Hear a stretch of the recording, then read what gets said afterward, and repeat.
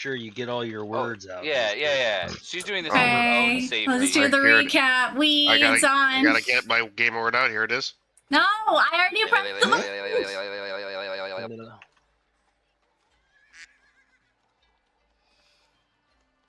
The recap was talking to a silver dragon. Mr. Hallowbrand, who casually disguised himself as a human playing chess with the mind vampire. Got a little info on the mind vampire. Figured out you guys were talking to Hallowbrand. I had to go through a little bit of interrogation as you guys did not follow the rules, and the Justice Aligned Dragon needed to make sure that you guys were actually decent fellows. You passed. However, because of said not applying the rules, you only got the minimal reward. And then talking a little bit extra, you mentioned to Miggy there that you know where the extraplanal portal is, 2 extra worlds, and he asked you all to bring him there. And then he also let the details out that he's been around longer than the archipelago. And then you guys mentioned that you had Winston, and you brought him down to Portumna, and upon the ship, and meeting up with Winston. Come to find out, they're not actually friends. Come to find out, the vampire was summoned here to fight the war. A war where one of Winston's friends was responsible for. Where Winston didn't really trust said vampire. But, in the tense situation, he'll make do. That's where we are. That's where we begin again on board the Masked Maiden. These two in the down below deck, right outside the crew's quarters, the officers' quarters. The tense situation sort of resolved, as you guys are unsure exactly how this is going to fan out. Probably not best to put them in the same room. But you did agree to bring Mind Vampire to Foil and bring him to the basement of that one house that has this extraplanar portal. The other thing that you found out was Winston had done some research into the histories and various tales and archaeological findings. And he believes there's some sort of ruins also on Athlone Island to where he thinks he can call a friend to help him get out of here. And he also just casually mentioned this friend, when he mentions to y'all who you get to meet, he says the curator. The crater or the creator? Or the curator. No, I won't be able to say the word right. Creator? The curator. Creator? The curator. The creator. Sorry, my New York accent doesn't let me speak slow. Ayo, Copernicus. I have no idea. I feel like I had a stroke.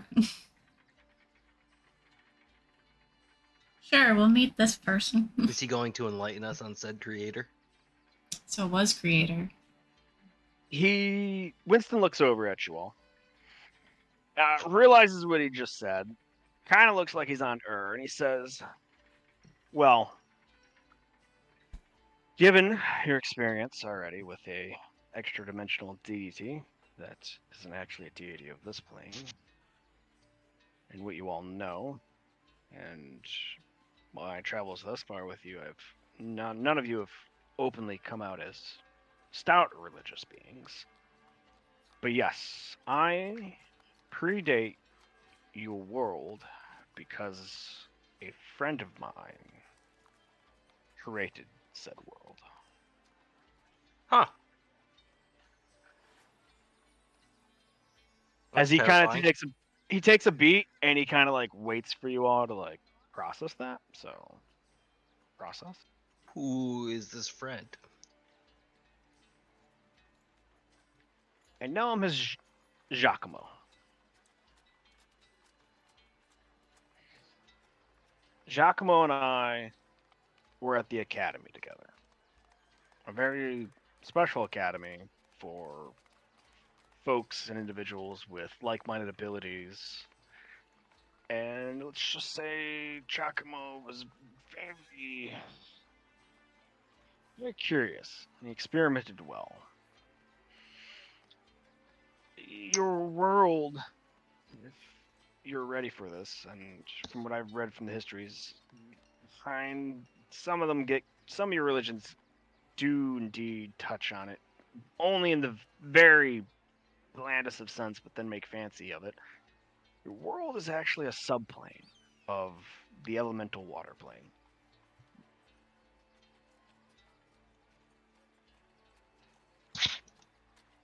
That would make sense with all the water. Unless there's this much water on other planes. I haven't been to very many, but I would not put it. I would wager a guess that there absolutely is worlds with this much more water. I mean, there's a whole plane of nothing but water.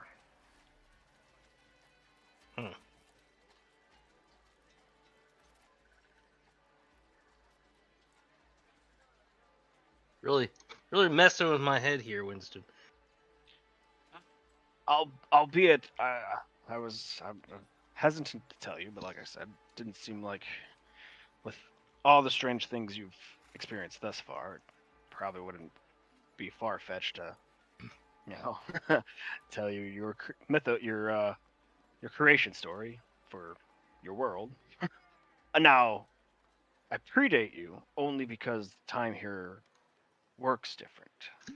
I'm not a being that is immortal. You found me in a state of hibernation to survive said world. And like you said, and what was seen in that temple, I was believed to be dead. And this is when Miguel pips up and he goes, "The spear from Squall."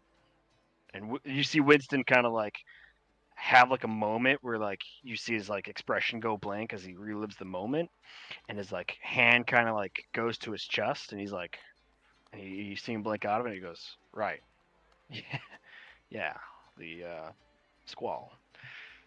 He takes a sigh and he looks at you all and he says, "Giacomo didn't expect life to come about here. He told me that he'd built this world to try out more of his experiments. Unfortunately, he shared it with too many of us as fellow classmates, not thinking the worst would happen. And sure enough, Squall, Elena, they had their own ideas. And the turmoil that followed, we brought life here. And when the battle ended, from what I understand from archaeological digs and what's found on murals, and I think what your sea folk remember, seeing as the sea folk were there during the battle, they probably handed it down, is after my death, Squall left, and Giacomo promised the sea folk the world, and he would leave. So where does the vampire come in?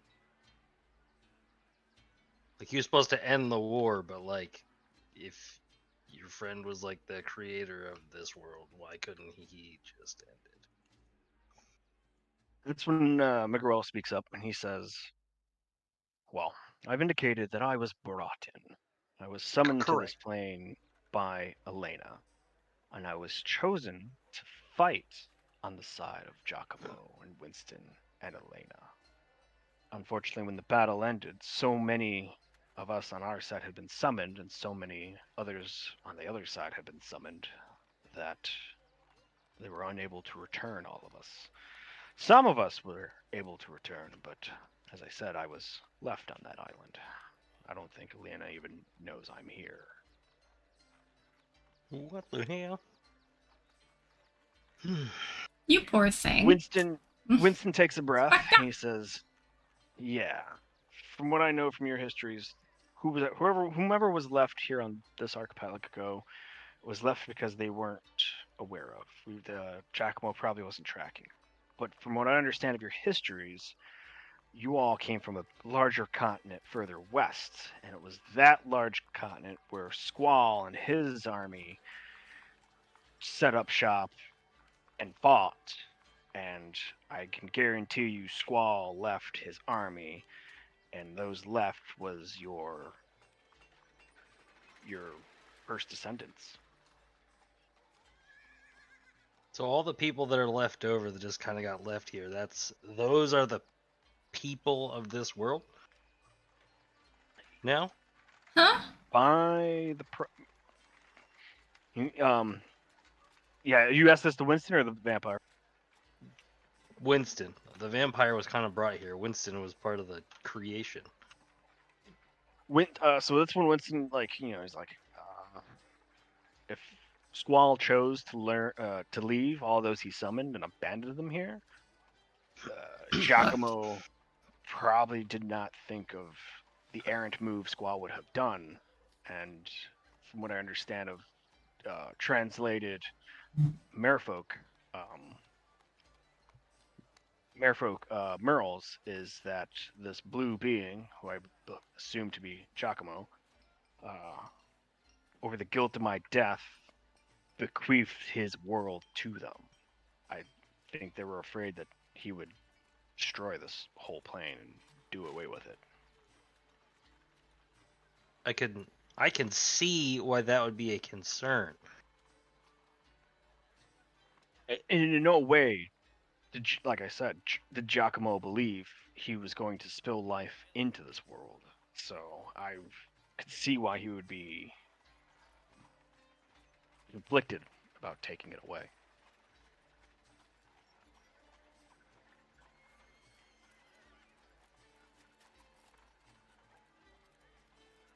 I'm just playing God. So did landwalkers, are we just descendants of leftovers from other planes, or did we eventually evolve from the merfolk? Are we supposed to be here, or do we belong elsewhere? He looks at you and he goes, I am not aware of every plane that Squall pulled his army from, but elves, he points to you, humans, he points to Slate, Tabaxi, he points to Mask. You are pretty common sights throughout the multiverse.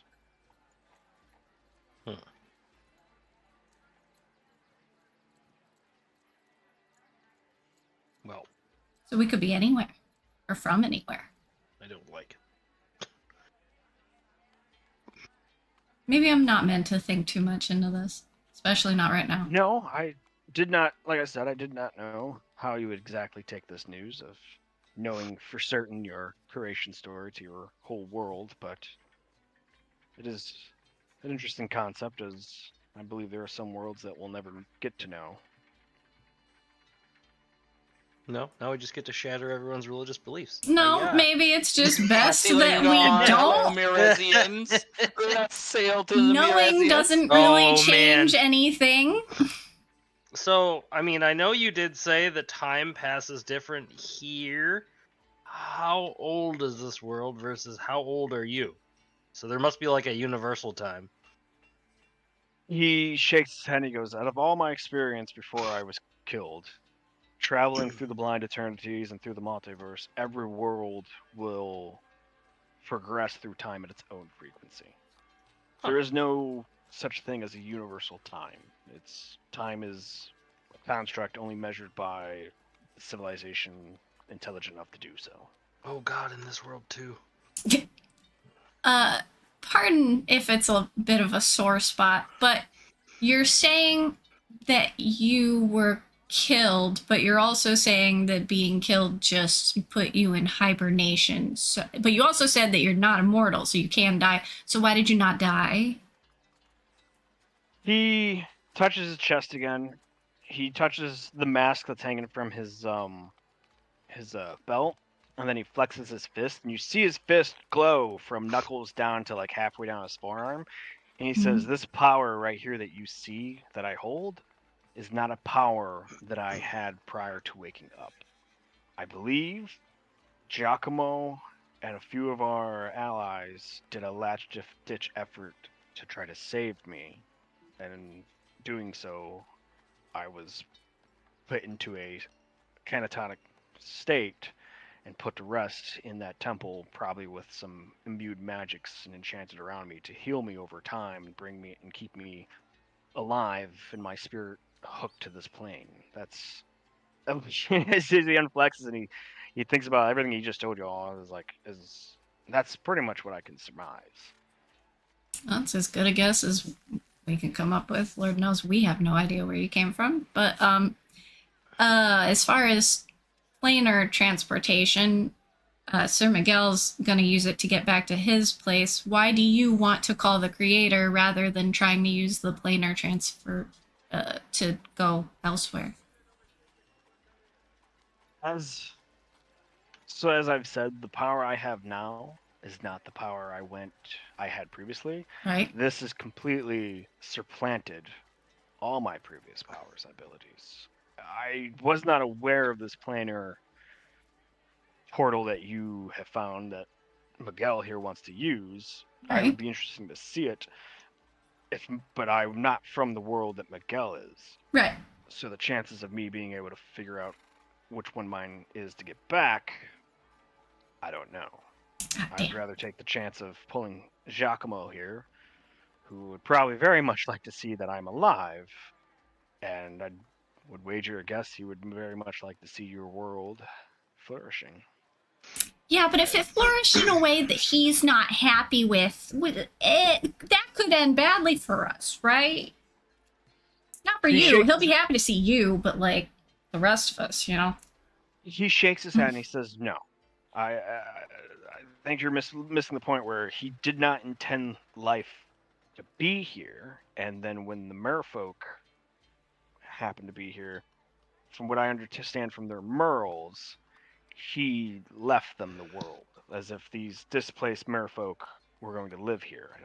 And if Giacomo is still the man that I knew in school, he's not going to take a world away from the thousands of souls that live here. Here's Even if hoping. you are all Unintended. tens of 20s of generations separated from your original displaced ancestors. Yeah. Okay. Well, that's good. Here's hoping he's as magnanimous as you remember him.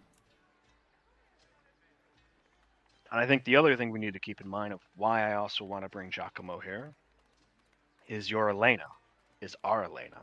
She is up to something here. Yeah. Something bad. Lots of bad Yep. things, yes.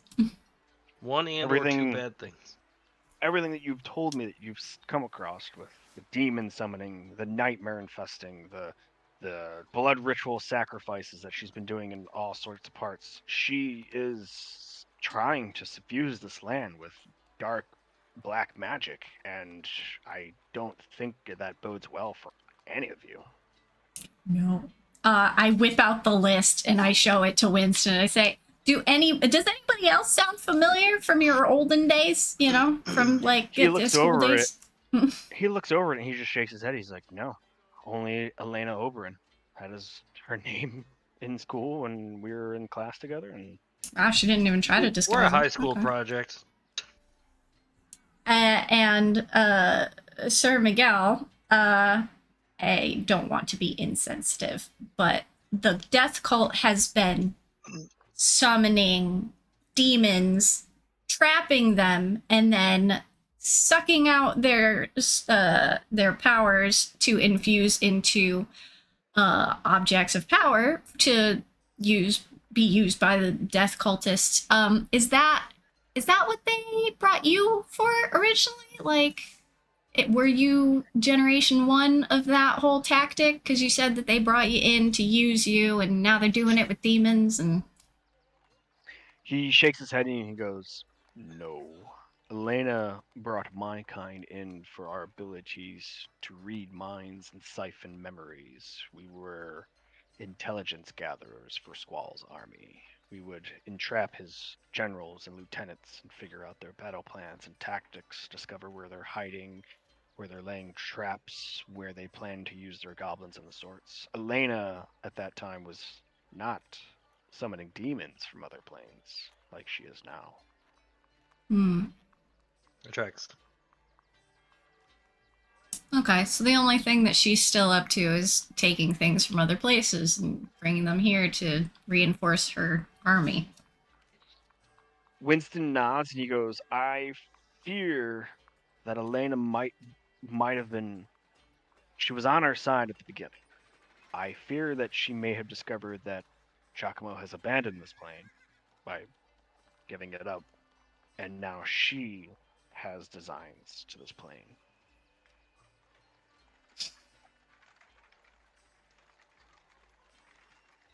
I say that to say that I don't believe you have any fear of Giacomo taking this plane away and uprooting you all or ending your all lives in a flash. I think the greatest threat here is Elena and whatever she plans to do with your whole world.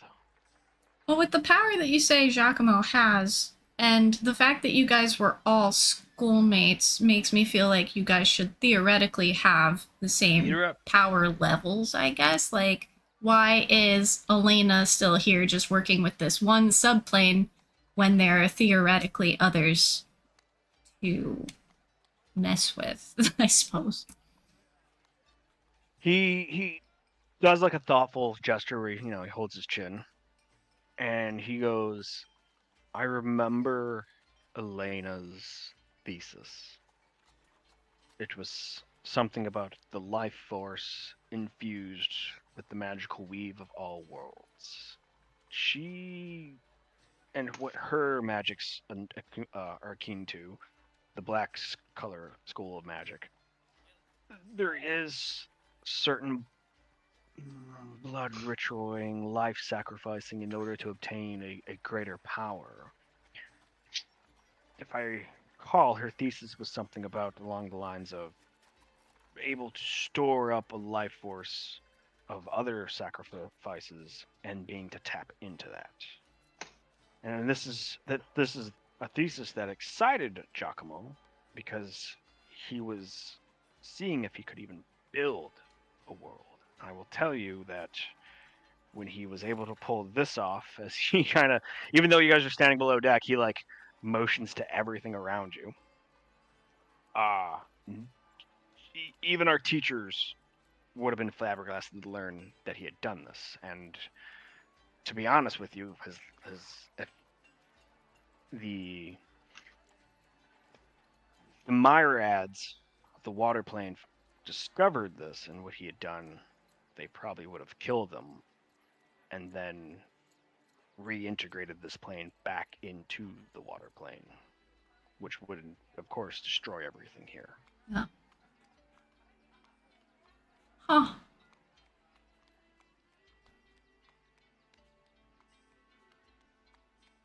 As he waits for you all to take that in and process that, and this awkward silence, he goes, but seeing that you're all still alive means it hasn't been discovered. So that's good. Well, I'm feeling terribly small. How do you feel, Captain? Hungry. A bit peckish after a battle. Some information. I don't want to digest that. I want to eat. And have some ale. So Winston tries to copy your change, and he goes, well, since you guys have been up the mountain, I did discover the Blue Bear Inn, and they make a very tasty meat pie. Well, I enjoy me a meat pie, so let's do that. Do they welcome pets? And I motion to Kato. Emotional, damn. I do not know, Mr. Fane. I can tell you that all the dock workers know of Kato and have been pretty amused with his fishing. You haven't been to your room, have you yet? No, not yet. Eh. Did he make a mess? God damn it, Kato. Drew's not sure what he went is what he got up to in totality.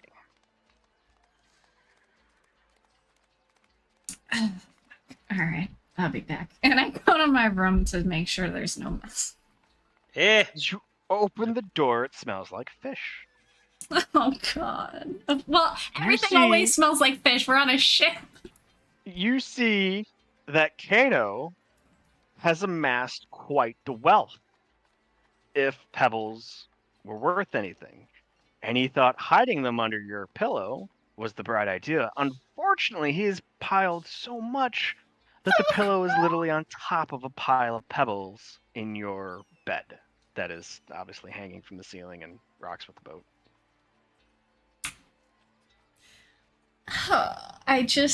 Oh god. I just sit down cross-legged and I start ritual casting speak with animals so I can have a nice little chat with my buddy. Look, we're rich. Like the princess and the pea to you. You dumb I don't bitch. know what that means, but look, we're rich. Aren't you excited? We could do lots of trades. Kato, my precious baby boy. We can't use. Nobody Oh, he's wants your stupid. pebbles. He's not. What? But you all wanted them that one time. You guys traded very well. We Doesn't all of just everybody else trade? not with rocks, honey. Not with rocks. But you did. Yes, because I love you. That's different. What about your friend, the one with the metal hand now? He liked them. We'll trade with him. He's got cool things. Eh, Oh gosh. You know That what? is not a false statement. You take a whole pile of your lovely pebbles out from under my bed, please, and go bring them to your uncle, whoever the your fuck you. Uncle Alex, and see if he'll trade with ya. Okay. As he Okay. starts pulling up as much armfuls of the pebbles as he can. He doesn't get them all, so like he just kind of like Of course not. the pile kind of spills over on the ground as he kind of like slinky bounces out of your room, goes down the hallway. Alex, if you're still standing there, you see the human-sized giant owl come up to you with armfuls of pebbles, and he comes up to you, and you just hear, and just like starts like squirrely squeaking at you, and then like he starts looking at him, and he holds up like one that's probably like the closest to like the round ovalish stone you could ever see, and he kind of holds it to you, and he's just squeaking at you. You did so good, buddy. Adam's died. Adam? He's gone into a food coma from his fugu to pow. Is he dead? From dead, Cuteness yeah. Overload. He's dead.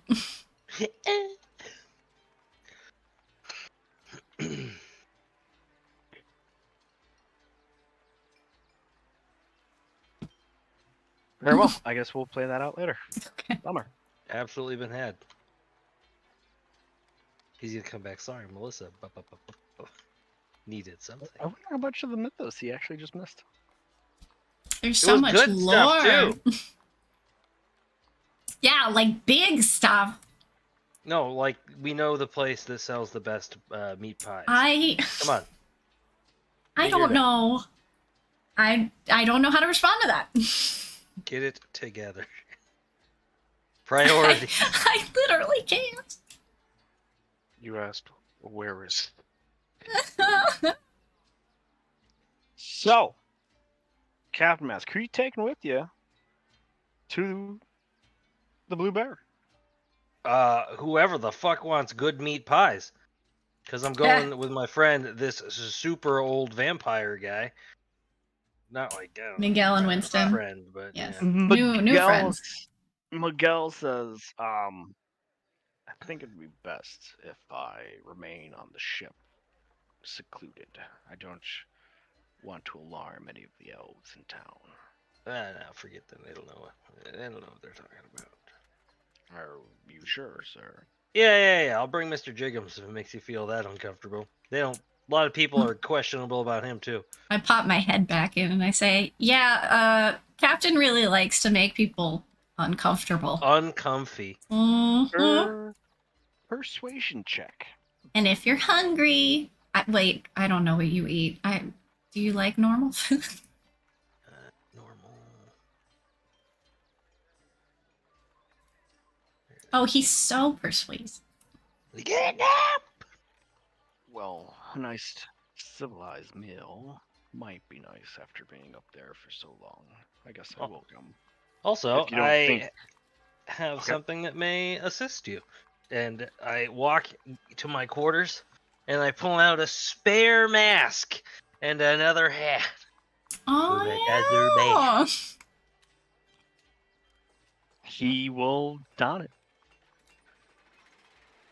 Yeah, see, yeah. Ren. we cover up around here 'cause people don't like our kinds. Yeah, we're all real modest. No, not you. What the You're normal. What the fuck? Not the word I would use, but okay. Humans Look at you, don't necessarily being like me. Is that is that an established thing? Do people just not like tabaxi? Humans Well, love to enslave tabaxi. have Yes. you met him? That's fucked up. Well, I just thought it was Captain being Captain, not a tabaxi thing. I just thought Captain. I don't know was- if you know exactly where I came from. I don't. There's a good old backstory behind the why I'm not a fan of slavery. Good thing he's never shared it with anyone. Yeah, he hasn't. Just my dislike of slavery. Yeah, well that, but I thought Wasn't that was enough like for a all of us to hard join in. moral line. Hey, there he is. Oh, look at it, he's Going back. back. Adam, That's you're the back. You have entire something. backstory Missed so much lore. I miss everything as usual. of the creation of the fish. world. I heard a bunch. Wow. And then you also just ignored Kato trying to. You're being accosted by Kato. Oh no, why? Kato is he before has you. pebbles. Below deck with an armful of pebbles. He's holding up to you probably the most roundest oval one he's got, and he's just mad squeaking at you. Oh, I take it and I do my best to show him my approval of its symmetry and perfect spherical shape. He points to your hand, your metal one. I put it in my metal hand. He shakes. He goes. He points to the metal hand and he points to himself. He wants the Oh, metal buddy, hand. ow, buddy, I can't take this off. It He doesn't needs come it off, to masturbate. and I pretend to yank So on does it. Kato. I pretend to yank it. He gives you another pebble, Oh. he waggles two fingers and points to the hand. Pebbles for you. Buddy, I can't. I can introduce you to the guy who made it. Where's your mom? Can she speak with the animals? No, she's just the worst druid. Doesn't have the I superpower. just scream, Why, Prab! why do you think that Kato's talking to you right now? You see Prim trying to put her room back together. Oh, did you mess this up, buddy? I don't know if you know this, but Brim has directly influenced his decision to come specifically Yeah, to to you. you. So, are you near my room? Yeah. Yeah, so I'm trying to clean up pebbles that are left over. Kato's been collecting them, and he thinks that he's rich because when we originally met him, we were willing to trade him for his little pebbles. That's right. That's the thing we did. Yeah. That's the thing. So he's been collecting them as if they're money, and they're all over my fucking room. And I told him if he really wanted to trade, then his uncle Alex could definitely hang out, and maybe he'd have some for him. It was just to get him to get the fucking pebbles out of my room. That's fair. You know what? I understand that. So I pull out. Otter Novice. Yeah. I pull out a bag of bellstones.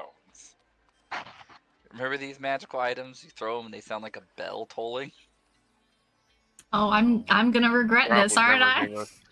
You That said would Oh, never I'm be so a excited. to the magical item. wrong uncle. He's gonna. Send your kid over to your sister's house, and they come back with a recorder and a drum set.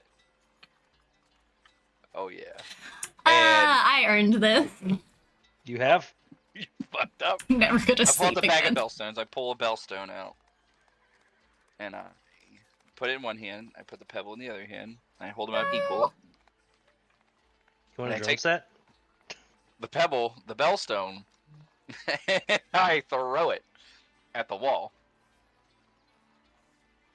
You like a clear bell ringing, like It hits off the wall, hits on the ground. The bell kind of like fades away. You see Miguel, the mind vampire, kind of like cringe and like, oh. And you just see Pato like mouth agape as he takes one of his pebbles out of his arms and Eh. throws it against the wall. And nothing happens, and you just see him kind of like then now become defeated. So I point to him. You've bullied an honor. Congratulations. Yep. And I pull out, show him my bag of bellstones, and without opening it, I kind of give it a shake. He shakes his arms. Some pebbles fall out to the ground. When I shake the bag of bellstones, is there a little bit of sound in there? No, Oh, all right. because it's when you remove. Ooh. Oh, Shannon has a special honor. So, Leave him alone. so I take one of his pebbles, because that's how it works, right? I take out of his pebbles and I drop it in there, and then I swirl my finger around. I shake it, and then I pull out a bellstone now, and throw it at the wall.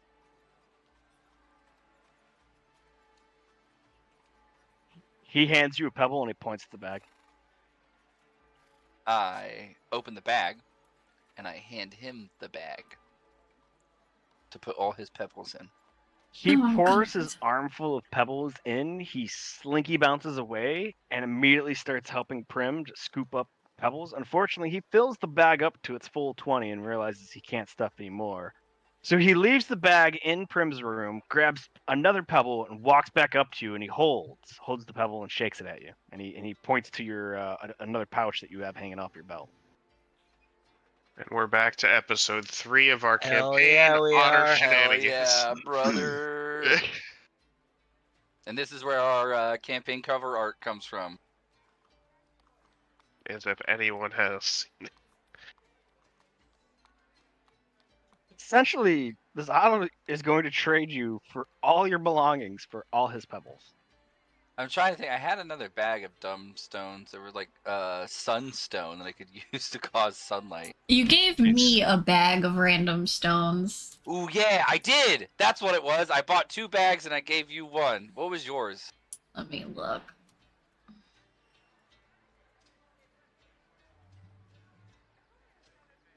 Boop boop boop boop. Oh. I pull Bead of out a- refreshments. Oh, okay, you have something useful. Yeah. I have something obnoxious. I pull out a bullfrog totem. What? What are you giving my honor? I'm cleaning my inventory and your child is helping me. Well, it's like you He's done sent this him to to the herself. wrongest guy. Did the He's kid gonna do bring wrong? back so much other Like, shit to your oh, room. Oh, go to that's your shit. Uncle Alex. He'll be fine. No, this was a What's the worst mistake. mistake you could? I've got pittons. I've got iron spikes. There's a vial Do of ash. not give him iron spikes. Ooh, You give him ball bearings. give him ham. Oh, I've got many. Ham is fine. I think he prefers the fish, but Give him ham's fish. okay. Give him a He can ham just fish. yeet into Shannon's room. Adam, you may put into chat all the things you are willing to trade to Kato. I'm gonna have such a bad As night. it is a lot of pebbles on board. Okay. Anyways, everybody else who's going to the Blue Bear Tavern Inn for the most delicious meat pies in the city. This includes Miguel and Winston. Miguel is not only wearing his cloak with the hood up, but now the hood is down, and he has a mask and hat that the captain once wore.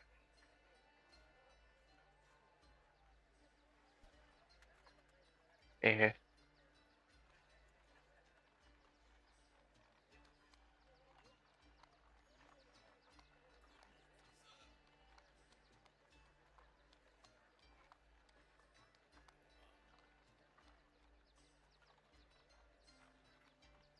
Ooh, pretty. All right.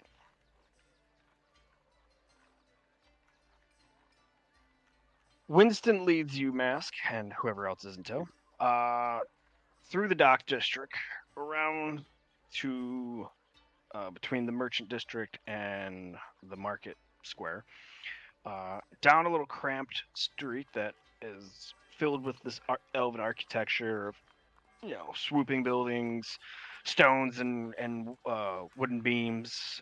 Some of the wooden beams are carved in the elven architecture. A lot of the stuff is like they somehow made a plank with it or a beam with it with its natural shape, and they shoved it somewhere in to be a structural sound building. As you come to this place that has outdoor seating, indoor seating upstairs, and you can definitely tell from the smell wafting out of this place is like delicious fluffy pastries with meats and vegetables.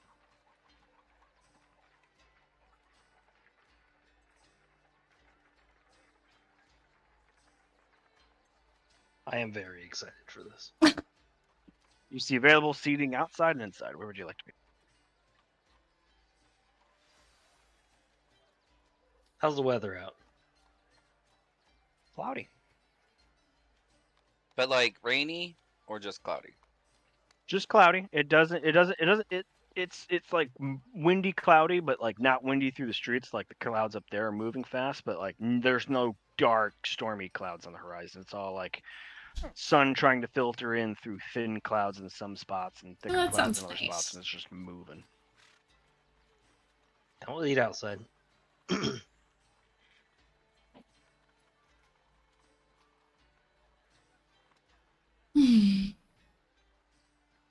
As you find an empty table for you, Winston, Miguel, whoever else is with you. Me. Well, I will go as you well. would. Oh, will you? Are you not busy cleaning up after your child? I've put the pebbles away. I don't know what you've given him yet. A bullfrog totem, snow goggles, iron spikes. Oh no, glass I can bottles, read, but my character doesn't know yet. Mr. Jiggum pushes one of the chairs out of the way and stands in its place. When he stands and sits on his haunches, his head comes right above the table, and he rests his head directly on it and kind of looks sideways at you, Mask.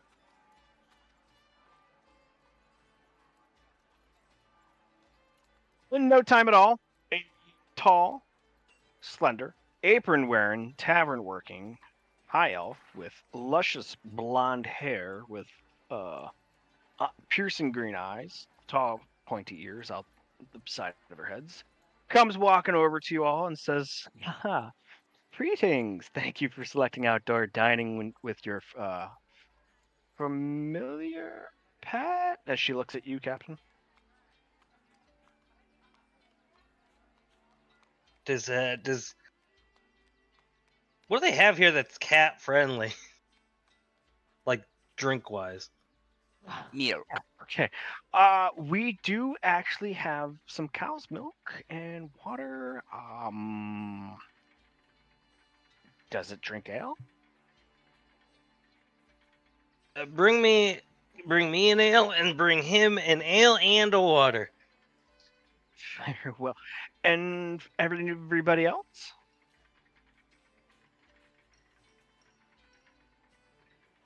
Ale for me, none for, well, just a water for Kato. Oh,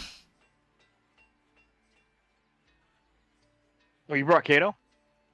Yeah, I asked if it was pet friendly, and if Hell yeah. Mr. Jiggums came, then they're friends. Hell yeah. All right. But I would think Kato would actually try to choose a chair with his little wiggly self. That's fair. He deserves a chair. Winston orders an ale, and Miguel says, he asks what kind of wines. She looks up into the sky and she goes, "I don't think we're serving wine yet, but if you're here for an hour or so, we can crack open a case then. Bring you a little bit of maybe a little sherry." He kind of gives a cough behind the mask. He says, "Yes, that'll be fine." She goes, "All right, I'll be right back with your drinks." As she turns, everybody give me a perception check. She has cattail.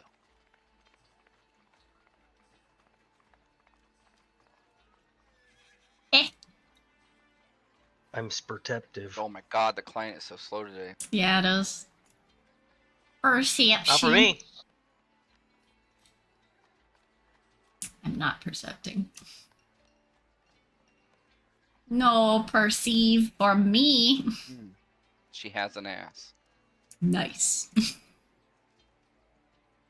Everybody who did not get above an 18 doesn't hear it. Everybody who did get above an 18 hears her mutter something about druids and rangers. Why? Why is it always druids and rangers? That's fair. I can't even Look. be mad at that. He's a ranger. Well, one of you's a druid. Yeah, I know she's doesn't want the pets here, but that's oh well. We're outside. That's why we went outside. Yeah. She comes back with your drinks orders, hands them all out. She gets them all right. She even brings the drinks for the pets out in a saucer. Oh, hell yeah. Oh, extra tip for her. No. Yeah. Just one tip for her. No. I like wave her over real quick to like whisper something to her. She comes over to your side and leans in. She goes, "Yes, sir." I'm not a ranger. Oh my god. You see her immediately go red because it's real easy on an elf with fair skin as such as hers, and she kind of like looks embarrassed as she stands up straight. She goes, I didn't mean anything by that. So we're very Spot is very well regarded and widely selected for outdoor seating because of pets, companions. It's easier for them. I'm sorry, I mean no way. I mean disrespect. I will say you are the first ever to show up with a displacer beast. Neat. Yeah, he's a good man.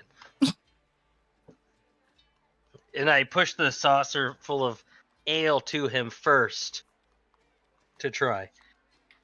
You see Mr. Jiggums test it with his tentacles as the tentacle like grazes over it and kind of like and then you hear him like kind of purr as he then like sits up straighter to reach it and like does a little like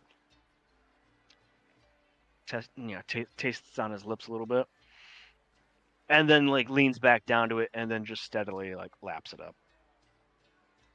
Huh. Learned He something likes new it. today. Displacer beats like ale. I knew that was my Mr. Jiggums, and I scruff his tentacle. She goes, well, so for the lunch menu, we have our meat pies, we have the dual-clined hens, and we do have a short-ribbed braised steak. Yeah, I will take one of each, please. Oh, very well. Everybody else? I'd like the hen, and then do you have anything more fish based? Oh, unfortunately, the catch is not coming today. The chef only likes to do fresh fish. Okay, I asked Kato. I translate which one did he want? He holds up pebbles to you, and he's like, whatever this gets me. Honey, no, I will pay for you. What do you want to eat? He hands you the pebbles, and he says the hen. 2 hens, Sounds like please. having a real kid. Take the pebbles. Anything to get rid of the goddamn pebbles. I think this is gonna stop. Miguel orders the short rib, and then of course Winston gets the meat pie.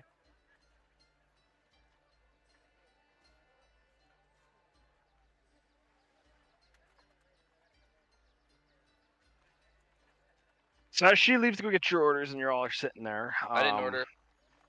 What would you like? Chef's choice. My pockets are very heavy, and I am very hungry, and a wine pairing. Oh man, you're sounding more like She- your uncle. I look at She her. goes, He's got "Oh, so I'm many sorry. pimples. I just You might- miss him. You might not have heard me talk to your compatriot over here. We're not serving wine yet. I can bring you a nice sherry, though." Chef's pairing. Whatever it is. I apologize for dictating, but Don't whatever believe the the chef chef. would serve. I will ask him. Ale. Sir. All ale. Of course. Thank you're She right, hates Prim. us already. You do something. I just, I miss him, and he's held captive right now, a little prisoner, and here we are enjoying dinner. So it would be rather insulting to sit here and enjoy dinner in a nice port and not do something bougie. Well, fair enough. I mean, we're going to bring some ultra, important people to extraplanar activities. I think that needs to get done, and then we will save your uncle. But honestly, I believe that by the time we get there, he's already gonna have it handled. I don't doubt it. You know Uncle Ben. I do. He'll dance his way out of there. He will fuck his. Something dance his jaunty. way. Yes. Oh God, it shall be jaunty. You're not wrong. I just, still family, still love him. But okay, let's enjoy this. I'm gonna jaunt Well- myself off a fucking cliff. God damn it. Go another day without hearing jaunty. While waiting for your meals, you hear kind of the hubbub around you with the outdoor dining. A lot of the elves are questioning if they're safe in there in Portumna. Most of the people that you can hear who ask, worry about it, they're immediately just discarded and talked about how Deergun has their eyes set on Costerwellen and completely securing Avakava Island, thus, having a good foothold in the northeast region. They have nothing to worry about. You guys do also hear that the Meresians have the eye on Ilion, so if anything, Tyrganians in this part of the region will be more focused on defending that port city. You guys hear about trade is doing well. You do also hear somebody passing by saying, whatever army that was up north, the Adventurers Guild, with some help from some outsiders, rebuffed the attack. And some guy got a good chuckle, and they're like, "Oh yeah, they're new champions of Hallowbrand." And as these two kept walking away.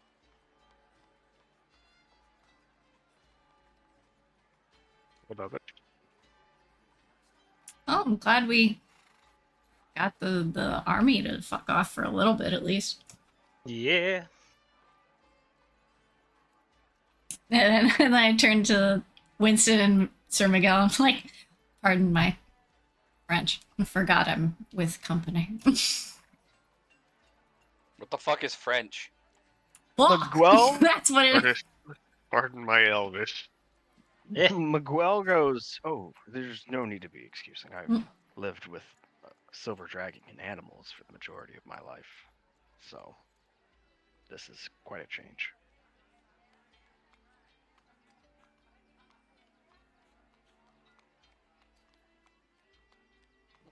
And also, before your food comes out, a familiar elf with a half cape and his little Adventurers Guild chief symbol pinned to it, Durlin, comes around the corner, and you see him go, "Ho hum!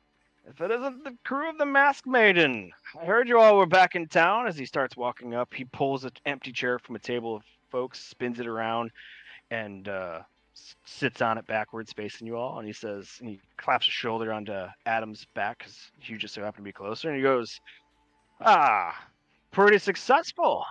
I hope you don't mind, but I've sent another crew up there just to ensure that their army keeps off from that side from the island. How was it?"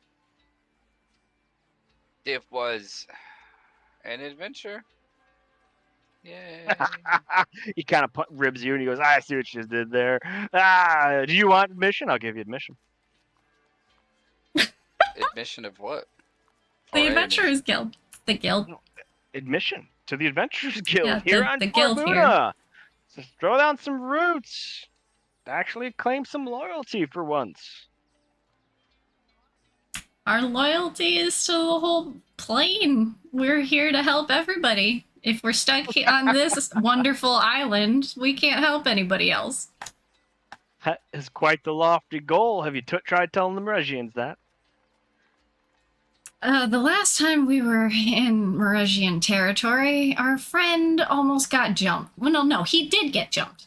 And probably for good reason, knowing him, but yeah.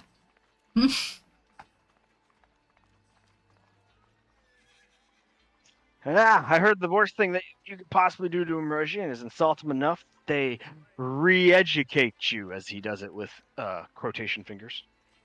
Yeah, we're not looking to go to the mainland anytime soon. Oh, he's died. Oh no.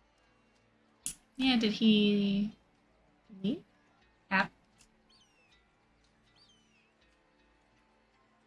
As the elf returns with your all's food and she starts serving it up, Derlin takes a stand, slides the chair back over the table you take it from. He goes, "Well, pardon me, you guys are all in the middle of your in the middle of eating. I don't want to be too rude. Enjoy your lunch. However, I will be at the guild house, so if you would want to stop by, I may or may not have something for you. And if you are interested in joining, I've got a cadet pin with all your names on it if you'd like." As he waits a beat for whatever you all want to say, react. It was good seeing you. Say hello to Tip for us. We will. Tip's on his way out. He's left actually this morning, so he's on his first expedition. So proud. Gotta say, this Rainforest Cafe shit, I would live here. You have no interest in Derlin. You're just like looking around like, this shit is not nice. not even sure I'm actually here. I've left it open-ended for like anybody to be like, "Oh yeah, I went." I've waited too long. You can still say, I've been here. I'm just quiet and edgy. I choose to walk in the door now. Where's my fucking lime juice? I don't even know if they sell lime juice here. I'm gonna find out. Yeah, I fucking bet you do. The waitress is already sick of our shit. Come on. So Derlin stands, and as he gives you all the curt nod from the awkward goodbye, he then says, "Well, we met Fen Morel Mistrine. Keep eyes on you, outcasts." Outcasts? Shibble dibble doo. Outcasts? Prim, you're an elf. You may roll a history check with advantage. Anybody else who's curious? What the fuck you mean, outcasts? History check with advantage. Alright, I'm not good at history. Uh-oh. Thank God for the advantage. Only half elf. That's more half than I am. Oh God, I forgot I'm stupid. Everybody who got above a 15 would know that she is the elven god of outcasts. You have one of those? That's neat. You have one of those? I'm of Durgan. Like I don't fucking know. You're from Apparently I've good. heard of this You're an person. elf. I swear to God, the next person that calls me a goddamn elf, I'm going to throw one of Kato's petals at you. Are you not an elf? That sounds like an elven thing. They really do, though. Elves would throw nature at the rest of us. Oh, that is true. Throwing it right in our faces. Ugh. As Throw elves the do. pebbles? No, I don't throw the pebbles, because Kato would be upset. I Mm, don't think you would. let's see if he'll chase it, though. No, I don't need him to I get have a riled couple up. for unrelated reasons. Mr. Jacobs chases things. You're evil.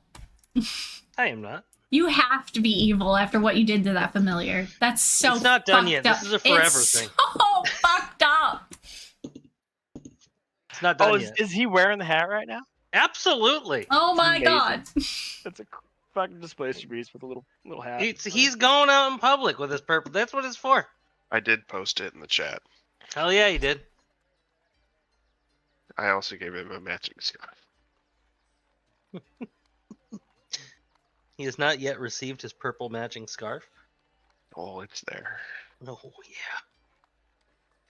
yeah. Oh. Do you need a demonstration? Did you forget how it was? You talking to me? No, I'm talking to Prim. Do you need a demonstration of the rabbit again? Looking at the cat pictures, sleep. Except with tentacles. Oh god, that's so fucking cute.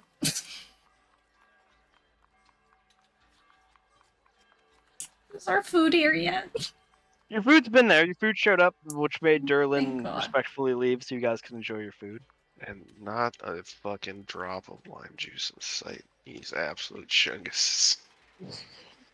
I take a singular bite of the steak and the hen before I just slide both plates over to Mr. Jiggums.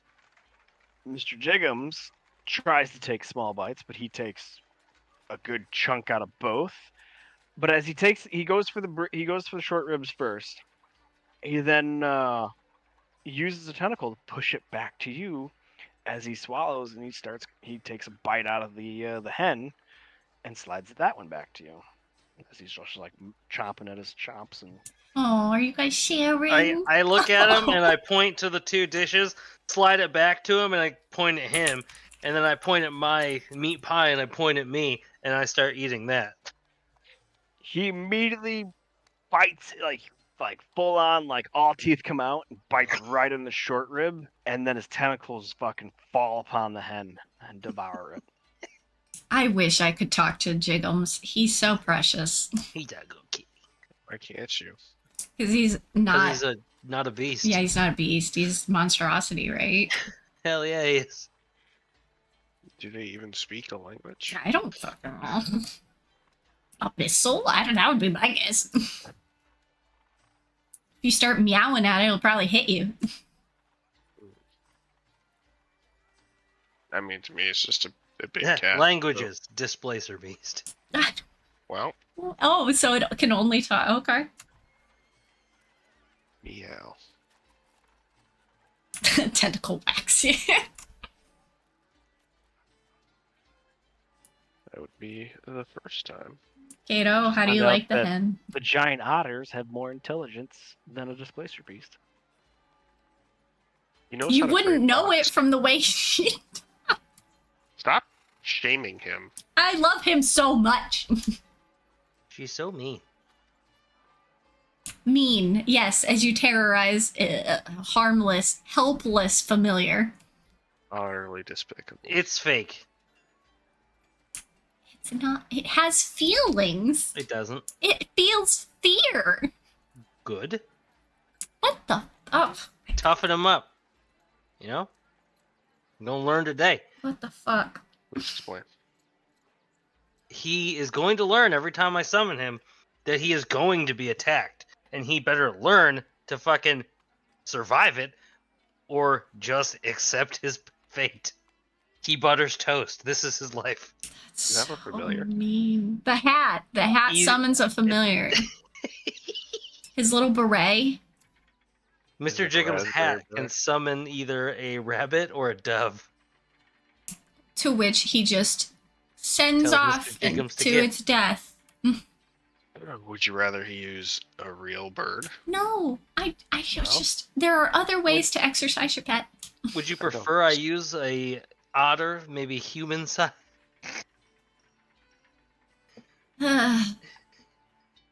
I'm pretty sure they're friends now. They could wrestle. No wrestle. Wrestle. Well, that's not what he said. He said wrestle. No wrestle. It is different. Mr. Jacob's got some tentacles. If anybody's wrestling, maybe Arn wants to practice with the displacer beast. Would he get his fucking ass kicked again? I don't think so. The man cannot fight anyone in the group. It's been Oh shown. god, those fucking rolls when he went Accurate. with Birch. That was so funny. That was so funny. That should not have happened. Birch should not have won that. Miguel, Winston, how do you like your food? I hope it's to your liking. Miguel nods, and as he's like awkwardly trying to like lift the mask and like get food in there. He hasn't really perfected it out as smoothly as the captain is able to eat and stay hidden. But he does mention like this is a nice change of pace from a heavy vegetarian and, of course, blood diet that I've been on for the last thousands of years. I hope it's not too loud out here. I know you're not used to the amount of people, but it must be a little bit refreshing being in different surroundings. Hopefully. Oh no, it is quite refreshing. This feels better than feasting on the blood of random strangers who happen to wander into my domain and not listen to my rules. And if you cannot ascertain, that is quite how I was vicariously living through others, as one could say. Oh, well, a change of pace is good then. That's nice. I hope you like the meal. It is quite delicious. I forgot what spices and braised meats taste like. Can you even really taste it though? I nudge Swing. He's a vampire. He looks over. He looks over. I mean, you can't tell the face behind his mask of the You're a soft dickhead. mask is Don't given make him, but that he face. does like turn his head over towards you, and he goes, "A good question, Sir Slate. I probably do not fully taste the entire depth of the palate that you would taste with your palate, but the texture is there." What kind of cuisine do they have on your plane? Do you remember? His head tilts up, Blood. and he takes a long sigh, and he goes, "My plane, or at least where I grew up, we were heavy with the pasta dishes, with noodles and sauces or oils, and then whatever was in season. If it was the springtime, it would be fish. If it was the summertime, it would just be green vegetables. In the autumn, then red meats would start to be slowly reintroduced in time for the winter." That sounds lovely. Love pasta. Maybe one day I can visit the plane. It sounds nice. We have pasta, do we not? Who doesn't like Come on. A What? You dish don't you've have to never go tried fucking before. I would love to. Interdimensional to get some fucking spaghetti and measles. In order to get to know someone, to know their cuisine is a good start. Has your world seen many plagues? Do I need a history check to know? Sure. Okay, because I don't know. Normal history. Just kind of stare. I don't know. You guessed there could have been one, but you can't really recall the details of it. Probably not in my lifetime that I recall, but I've heard of at least one. Well, I That's remember plaguing. when I was a teenager back in my world, and probably the greatest thing that come from the plague was a type of bread stuffed with cheese and meats, deep fried. We had to deep fry our food during the plague, and to ensure it was sanitary to eat. Deep Not fried cheese boiled and meat. water. Have you ever had pizza on this plane? Is there a version of pizza on this plane? Can I get him pizza? Is there a version of a chicken nugget Or he's like a about to explain to calzone? me? It's a version of pizza. It's an Etherian food. It is a flatbread with pesto and cheese, and you can throw toppings on it. Okay, Prim's excited. I get a little too loud when I'm like, when we get to Foil, I'm getting you this food and see if you like it. There is no deep fried, battered, breaded chicken yet, though. Damn it. I can get this version of pizza. Yep, submerging whole foods into warmed up oil has not been a major breakthrough yet in the technology here.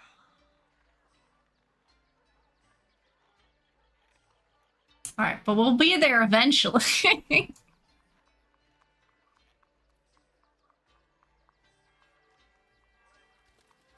Winston, can you remember any foods that you prefer?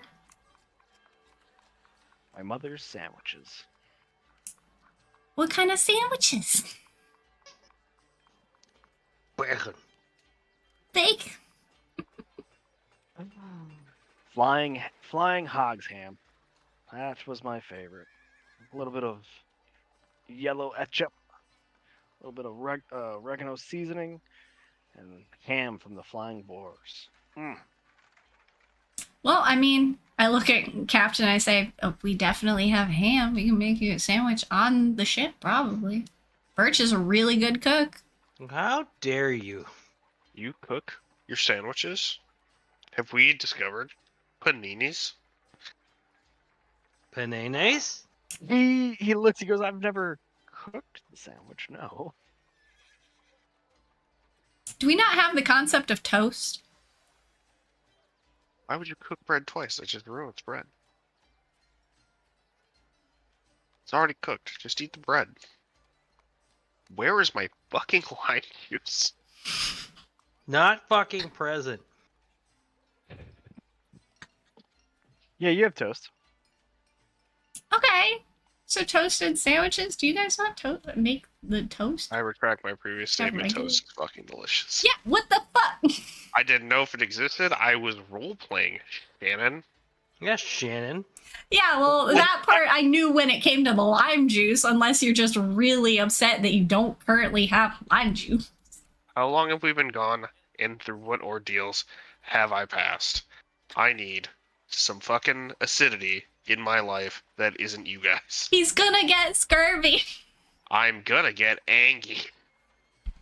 You see the waitress come back with a small juice glass and it's filled with lime juice. You can tell from her fingers that she has been squeezing them this entire time. Let's my your God. fucking heart, and I give her a gold piece. Her eyes go wide and she's just like, thank you, sir. Yeah. As he sucks down his shirt. Wait, how big is the glass? It depends. That It's a adjusts my small rate juice of- glass. Then it is. It maybe holds sparingly. like 6 fluid ounces max. If I probably could at, like, trouble you for one more. She tucks the gold piece away and she goes, I'll be right back. Well, you won her over quick. Money does that to people.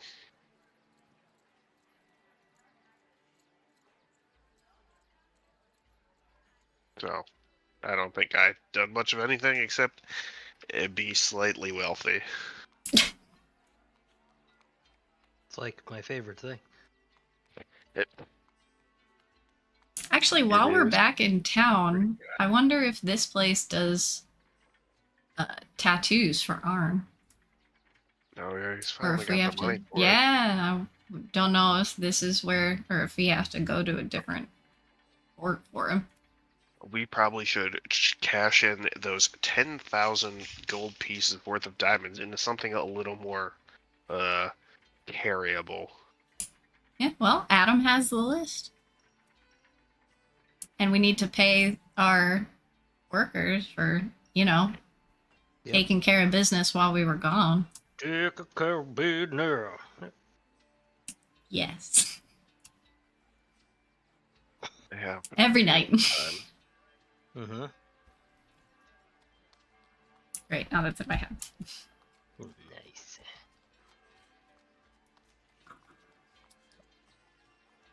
So we gotta take 10,000 gold. Well, actually,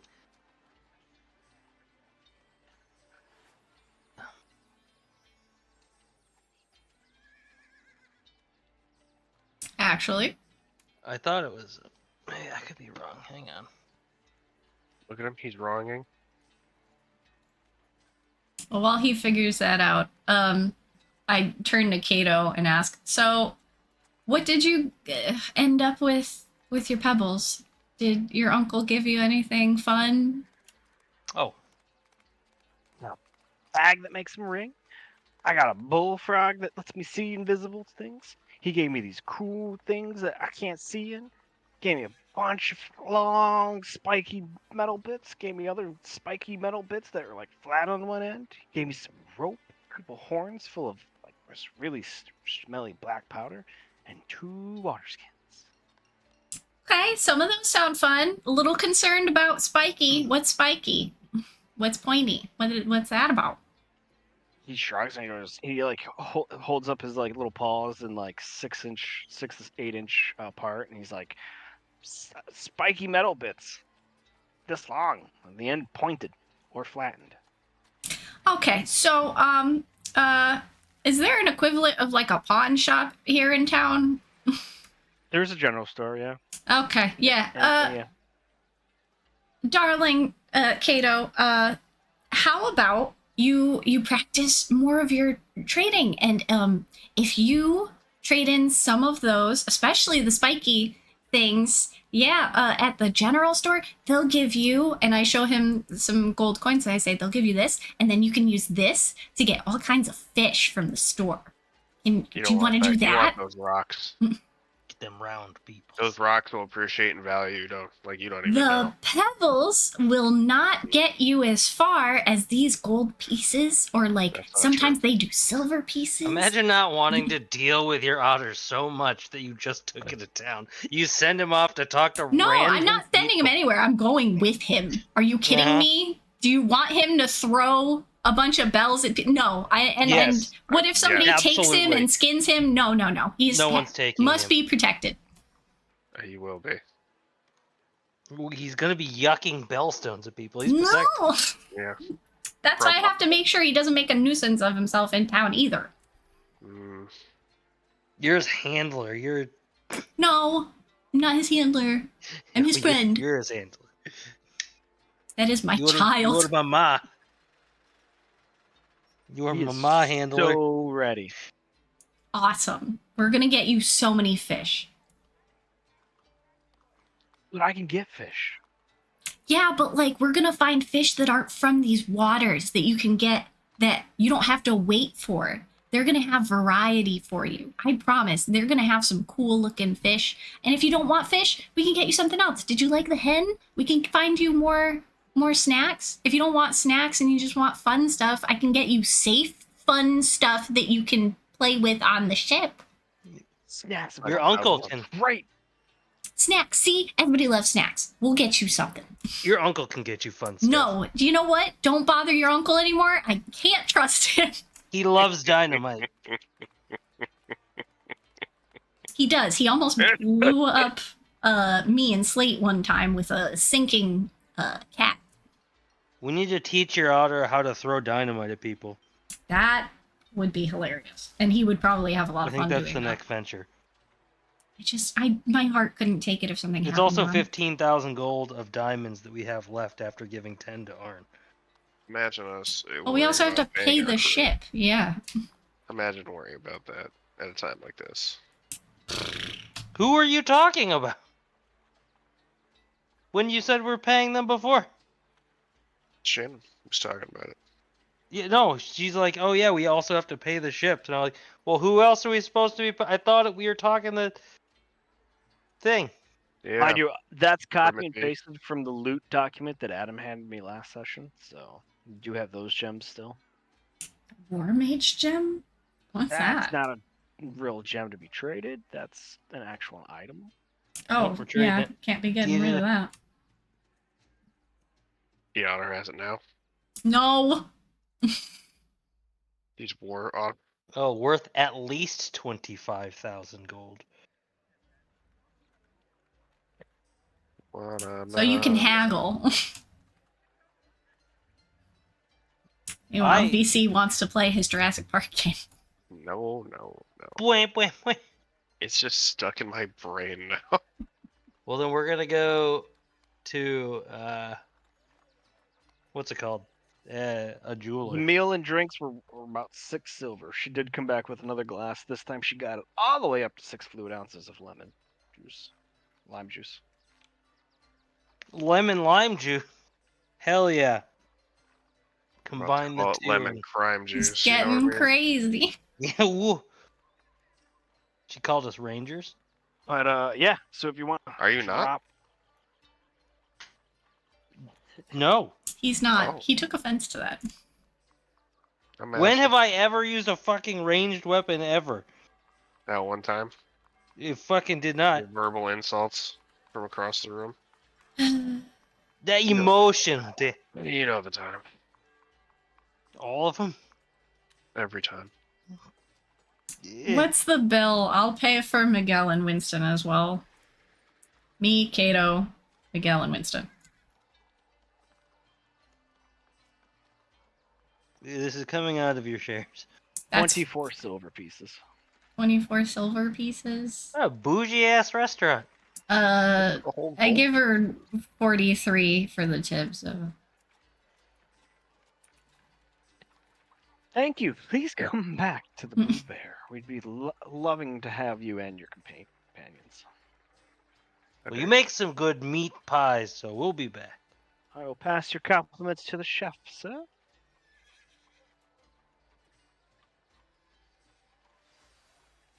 Better. Is there a As you jeweler in this find- district? There is. Yeah, as you walk back towards the merchant district, you will definitely find a jeweler. Alright, I'll split off with you and get to the general store while you do that. What would you like to do with the jewelers? Try and haggle these diamonds.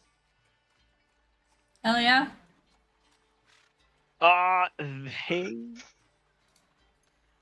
importantly, the nice-looking, spectacled wood elf man of the shop, who has a guard posted at the front door, as you bring this collection of diamonds, that totaling up to 25,000 gold, he tells you that he unfortunately does not have that amount on him or even stored at this location. However, he can write you a sort of writ, and you can take it to the bank and get that.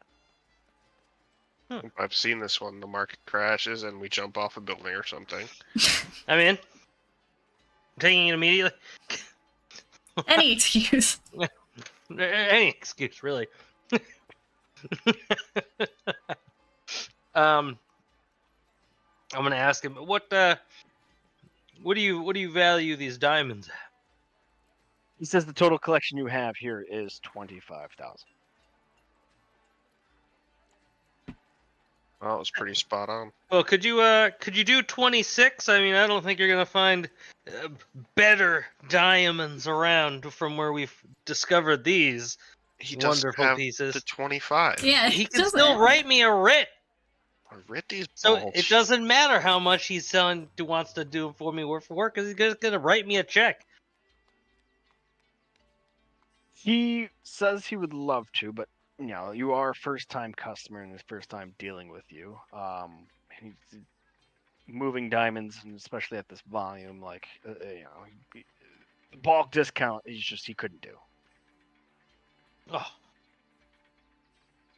What about 25.5? He says if you have another gem of the equivalent value, I absolutely could. Well, then we're not haggling at all. They're just giving you more product. I understand the haggling needing, sir, but I praise them, and if you would like their trade in value, that's what I'm offering. Still isn't haggling. He's having He's that still dream. not. You've been Ah. unhaggled. I've been unhaggled. Fine. Just write me the GWIT for 25. You see him use a key from his necklace, unlocks a drawer, pulls out a special, like a scroll that was like underneath some linen, and he pulls out an ink vial and a fresh quill. You see him pen this little document, and then you see him take a silver dagger, cut the strip of paper off. He rolls it up. You see him take a little bit of ribbon, wrap it, takes his blue candle, pours the wax on it, and then puts his press on it. And says, "Here you go. If you take that directly to the Bank of Portumna, they will give you a withdrawal of 25,000 gold from my account for the exchange of these diamonds." I appreciate this. It was a pleasure doing business with you, sir. And I turn around and walk. As you turn around and walk out, you see he begins the task of separating them all by sizes and cuts. And out the door you go. Meanwhile, what's up? Just quick question. When Yeah. I took the potions from Dragon Man, what? They were just normal health potions, right? Yes. Cool. Then I'm dropping my. As I'm doing all of this walking, I'm just gonna keep my ring soaking in one and then swapping it out every minute. Awesome. Smart. So across the street and down the block, at the general store, as the bell bling bling, as Primrose and Kato walk into a not so busy general store since it's the end of the lunch rush. Thank God. Workers are returning. There's only somebody in there that's pointing out bags of grain. It's like, even though it's in a bag and you can't see the grain, they are doing the not that one, this one with the worker. As one of the wood elves turns, they're adults, and this one turns to you and says, "Good morning, madam, and your little companion. How can we help you today? Are you looking for appropriate otter food?" What? I look at Kato. I say, Kato, would you like to show the nice worker what you want to trade? And I turn to her to say, as he's putting the stuff on the counter, like, is there anything that he has that you would be willing to buy from him? He's trying to learn how to properly trade. As you hear the pebbles clink onto the Not the Kato, please, not the pebbles. Can you show like the things that you got from your uncle? Can you show the nice worker? You see him do the O face as he slinkies out the door. Ding ding, and you see him scurry down the street. This is going swimmingly. So smooth. So, I turn to the worker and say, "I'm sorry about this." So, he's going to have some small, very small supplies. If any of them interest you to buy, that would be wonderful. Even if they don't, you can have them, and I will pay him for the items. I'm a little bit worried he really doesn't get the whole trading thing quite yet. The manager of the store comes by. It's an elderly high elf woman, and she comes over and she's like, "I'm sorry, I could not help but hear this. Are you dealing with the giant owl that you cast Awakening on?" Awakening? No. I haven't cast anything on him. I just can speak with animals, and he's from a community of otters that likes to trade, and he's really trying his darndest, but he keeps just collecting pebbles in my room, and I have to tell him that in our society, we don't trade with pebbles. We trade with items. And he's having a little bit of a tough time. Man, I would hold up a fucking diamond right in your face and go, "What is this?" I'm not helping. I'll take more of those. The manager and the clerk kind of exchange a couple looks, and they're like, "This." You can tell in their faces, like, "This is gonna be the best fun we've had. Are gonna have all day." Great. I love that. They're like, "Absolutely, as long as he's not bringing back anything dangerous." If his uncle gave him anything dangerous, so help me, I will have to do some things that I will not be able to do in front of Kato.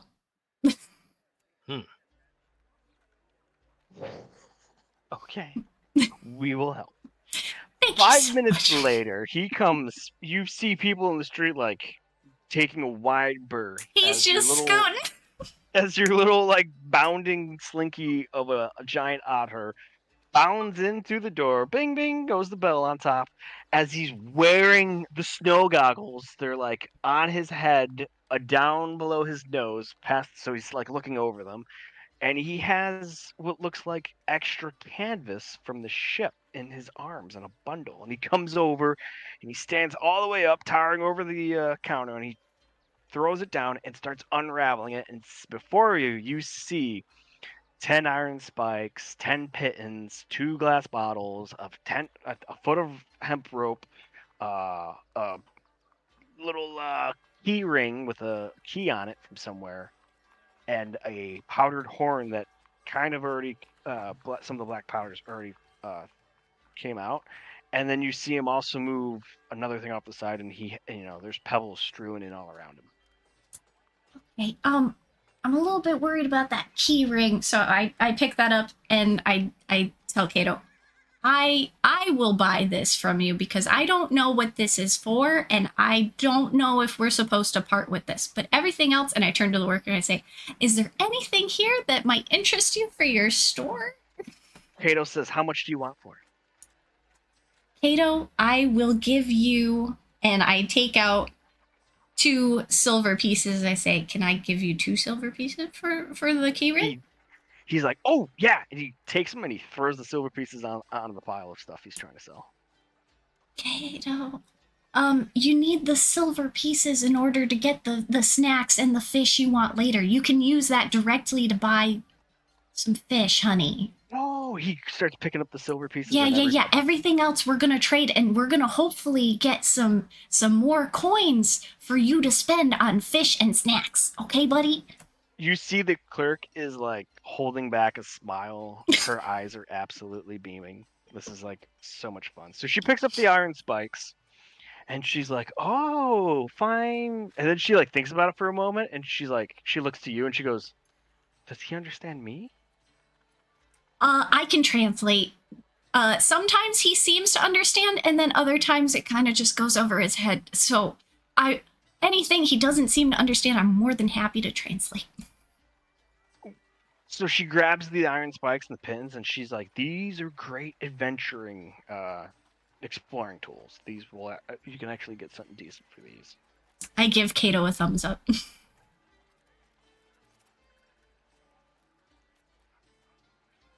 trying to find them in the book.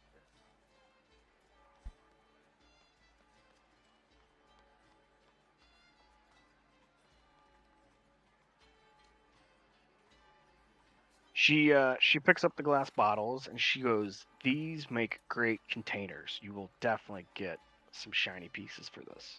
Oh, thank God. I tell him, yeah, she also likes these. This is good. She picks up the rope. She rolls it over a couple times to get the measurements from it, and then she like checks the sturdiness of it. And she goes, great quality rope. Rope is always in demand. Wonderful. I look and try to discern Kato's excitement level so far. He's like tapping with his little feet, and like you see his tail like whipping back and forth, and he's excited. So she pulls everything out. She goes over and she pulls out 3 gold coins and 2 silver coins. And she kind of like holds it up behind the counter. She doesn't hold it across the counter, and she goes, "Would this be good?" Kato, she has that amount of coins, and you can get a really good amount, like a big amount of fish and snacks with that. Are you okay with that trade? He goes, do I have to take those, or can I take something else in here? You can take those coins for what you gave her, and then you can ask if you see anything in here that you like that you want to buy. You have to ask her if that's gonna be enough. Okay? Okay. Yeah. Don't touch anything until we ask her if that is enough for it, okay? I don't want you to accidentally break anything and then lose the money you just earned. Okay, I'm gonna, and I turn around, I'm like, do you mind if we take a look around? He's very curious if anything in here will catch his eye to use with the money that you're willing to trade. Is that okay? I heard what you said to him. As long as he doesn't touch it or attempt to break it until after he's purchased it, absolutely. If he does break anything, I will immediately pay for it. Please, I don't want you to think that we're trying to, like, cause a ruckus in your shop. You've been more than patient. Ma'am, this is the strangest thing that's ever happened to me. I'm so sorry. That's all. Okay, I go with Kato to see if he sees any. In a cabinet on the second shelf Nothing up, dangerous. where there's a bunch of steel plates, mirror plates. He sees the reflection of himself walk by as he comes back to it, and he points to it and says, "I want that. I want the look at me, steel metal." You want the metal? I can find you a mirror that'll give you a really good look at yourself if you want. But if you want that, that's okay too. You see a better one as he starts looking around. I say, come with me, and we go back to the worker. I say, do you happen to have any mirrors that he might be able to purchase? We have survival mirrors, but we don't have like framed handheld mirrors or mirrors that are for walls. Is that what he's looking for, or does he want the survival mirror? What is a survival mirror? It's literally just a plate that's in this time in technology. It's like a very shiny piece of steel that's just got a mirror finish on it. It's not glass. And how much does it cost versus the plate that he just caught his reflection in? No, what he saw was the. Oh, that was a survival. Okay. So if that's the only mirror-esque thing that you have, how much might that be? She looks over the thing and she's like, "We can part with that with what he's got. That actually would be a decent trade." And I look at Kato and I say, we can get that with the money that you just earned. Is that what you want? Yeah. I say, we would love to purchase that. He's very excited. So she walks over behind the cabinet. She pulls one out from on the back of it, and she puts it in like a paper wrapping around the edges. So she comes over it without marring it up, and she presents it to you all at the counter. She's like, "This for the gold and what items you have left. Is that good? Is that the trade you're willing to make, young Kato?" Ask Kato if he's okay with that trade. Yeah, I want that. I let him. I say yes, he's good with it, and I let him take the package from her. Cool. He takes it and like he doesn't even care about the paper. Like he just like tears the paper. He tears the paper trying to take it off, and then realizes he was holding on to the other side and just discards it. And he's got the mirror and he starts like angle it back and forth, looking at himself, and then like just like looking at everything on the inside, and like you see him like look in at an angle on it, and you see him like move his hand to the other side and like past the mirror, but like still see his arm on the other side. And he's just like wide-eyed. He's like, "This is." I pick up all the stuff he discarded. I'm saying, do you have a trash? I'm sorry, he doesn't We have a really. waste paper bin. I It's will quite all right. Thank you so much, and thank you for the wonderful service. This has been a pleasure. You guys are absolutely fantastic. I'm gonna try to get him safely back to the ship so he doesn't break his new toy. All right. So you leave. Mask, was there anything else you wanted to do? Nope. Besides dip your little pinky finger in the potions. Yeah, now that you've prepped your heal. Slate. Yeah. Is there anything you would like to do in this town? More water.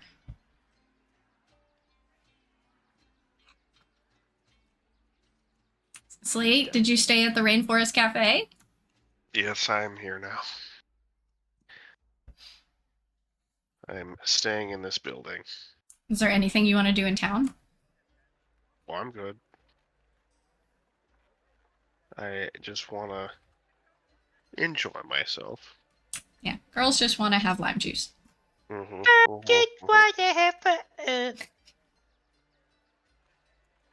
That is. You what I go for want. a third glass? Look, Man I'll is drink all the fighting lime juice scurvy. you got. He's just handed out gold pieces for just the tiniest amount of acidity. Mm-hmm. It keeps me toxic. She'll squeeze away until you probably get to the seventh glass and the seventh gold you've given her, and she goes, "We're out of limes, but we can probably go get more." This poor girl's gonna have carpal tunnel because I'm gonna get up. I haven't had my fill, but I'll leave now. I'm not an alcoholic. You're an limeaholic.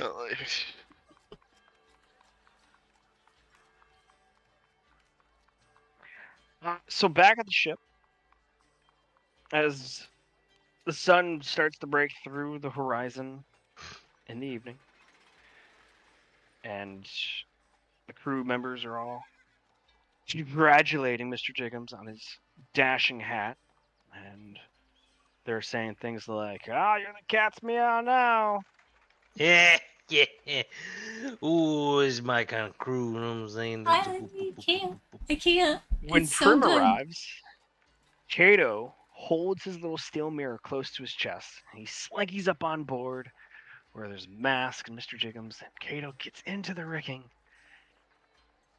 And as he had discovered on the walk that he can bounce the sun off the thing, he angles it to make the sun appear on a small square in front of Mr. Jiggum, who immediately six paws out, eyes wide, eyes going, pupils going Oh, thin, yes. tentacles slick back and ready, as he then begins to chase the little sunbeam across the deck. Everybody who's on watch starts chuckling and watching in merriment as Kato plays with Mr. Jiggums. That man's never been so excited in his whole life.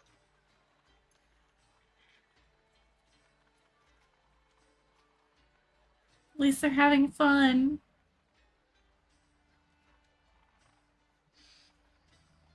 Oh boy.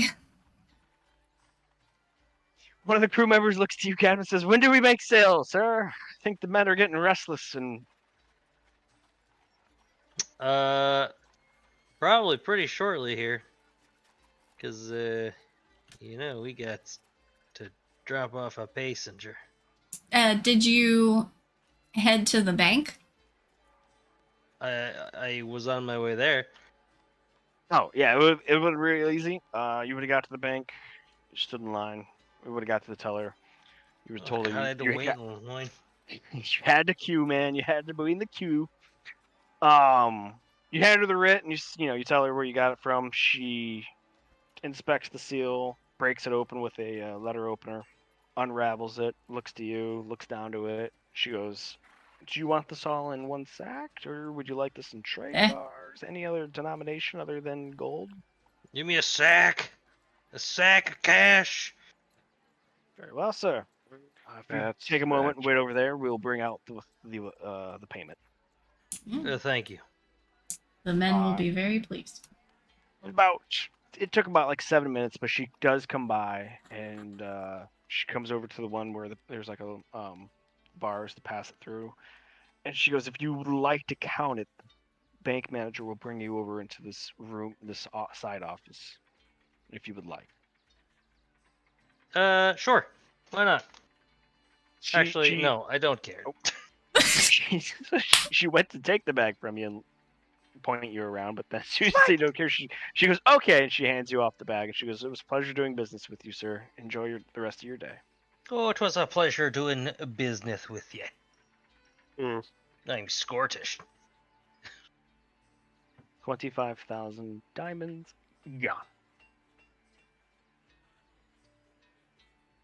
Well, the crew will be very pleased once you get back and disperse it. Yep. They fucking better be.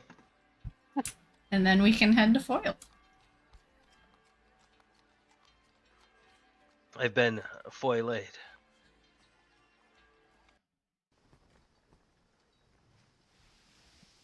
I think that's everything, right? Get out of here. I hope so.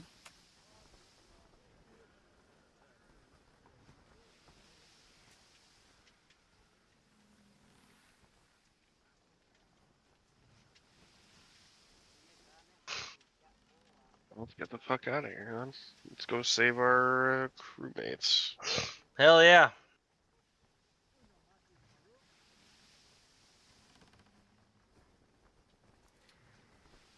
Um,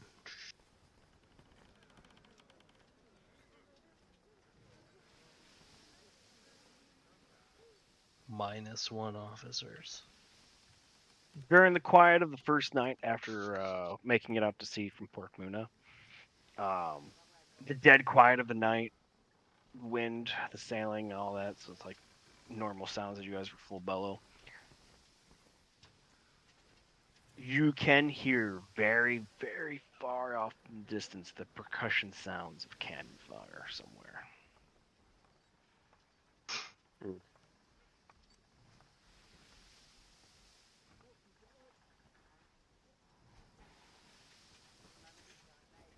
should probably avoid that, shouldn't we?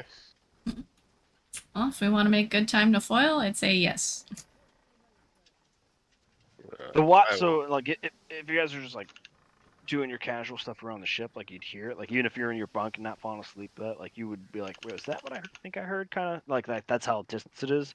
The ship's watch and those up sailing the vessel right now has not given the alarm, and like nobody in the crow's nest has yelled out like cannon fire spotted in that direction of the horizon. It's just you can just fairly hear it. We've got VIPs on board. I'm assuming we don't want any of that. Yep.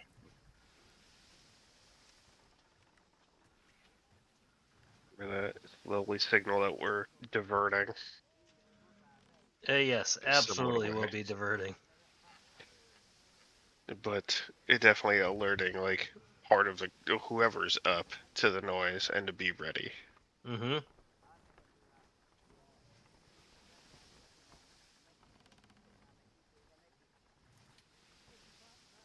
Spaghetti. That's Officer in charge says, you know, I Slate. Of course, we're running a tight ship as you asked. We're keeping eyes out. First chance of lightning flash in the distance, we'll mark its approximate location. And of course, if we see it getting closer, we'll make sure all hands on deck go to general quarters, sir.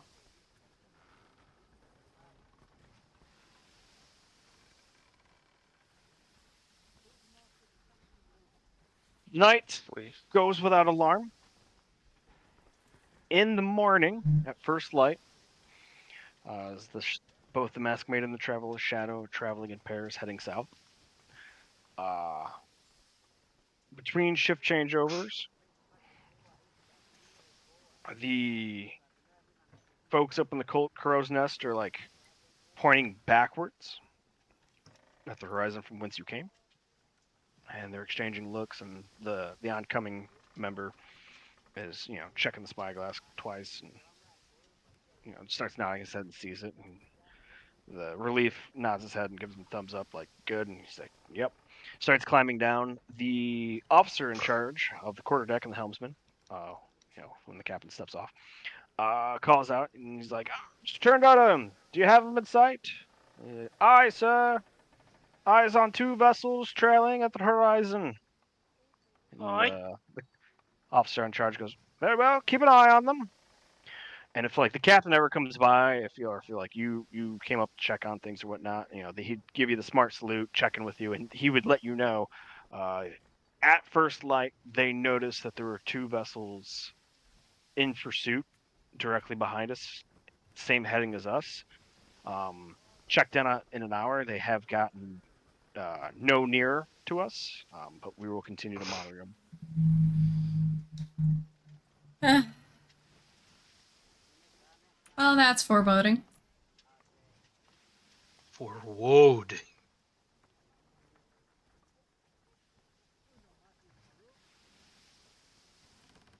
What an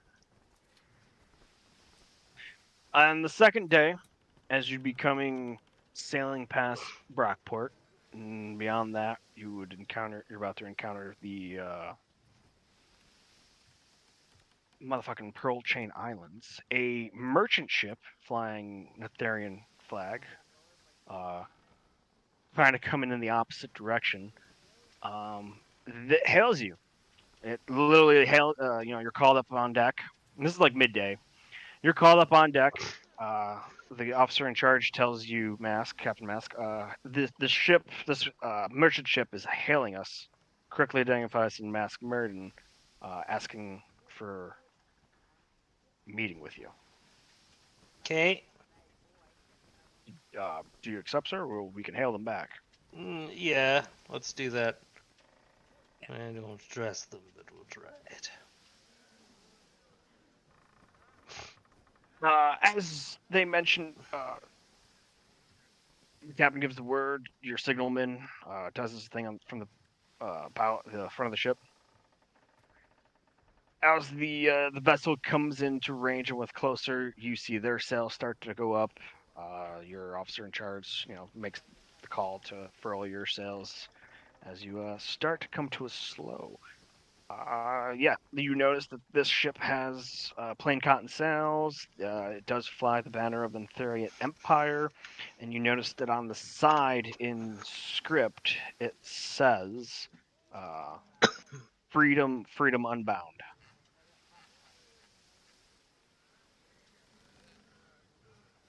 Hmm. As rowers go out to try to make it even with your ship, you see the crew on the other side prepare a gangplank as the familiar face comes walking down off the quarterdeck of Captain Grom. Oh,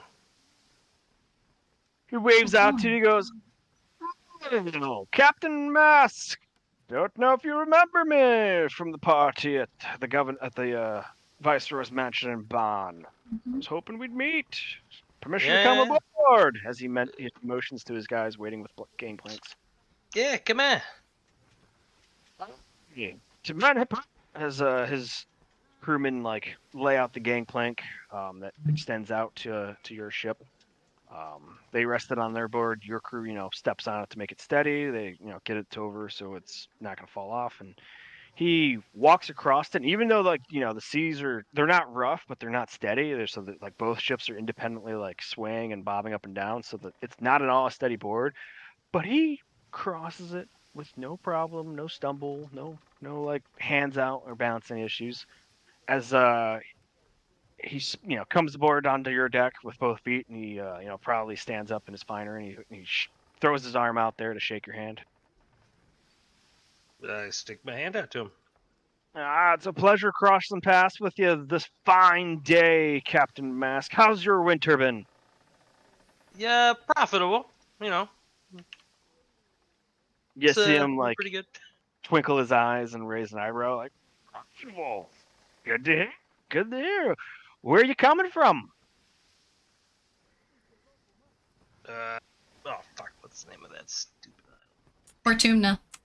Fort Portuna or Fortuna? Portumna. Fortuna.